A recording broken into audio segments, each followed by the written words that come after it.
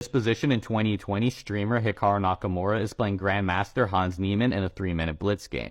But in this game, Hikaru's the one who plays like Stockfish. Let's see what happens here.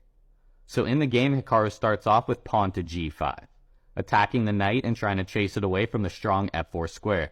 But instead of moving the knight, Hans counterattacks with pawn to e4, hitting the bishop. But now the position gets very complicated, and Hikaru notices that this pawn on e4 is under attack 3 times. And that's why in this position he finds the only winning move, rook takes c3, sacrificing the rook to remove a defender of the e4 pawn. And now when Hans recaptures, Hikaru had in mind knight takes e4, sacrificing the knight because if they take, then bishop takes e4, and this bishop pair from hell is simply too much for white to handle. So instead of taking the knight, Hans counterattacks with knight to h5, getting his own knight out of danger and setting a trap for Hikaru. You might be looking at knight takes c3, which forks the queen and the rook.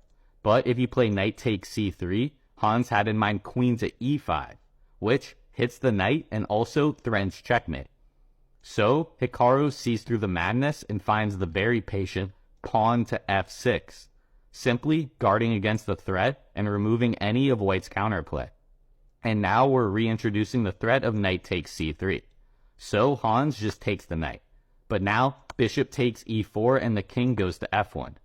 And now in this position, Hikaru finds the beautiful knockout. He plays bishop to d3, a clearance sacrifice that hangs the bishop 2 different ways to open up queen to h1, which would be checkmate.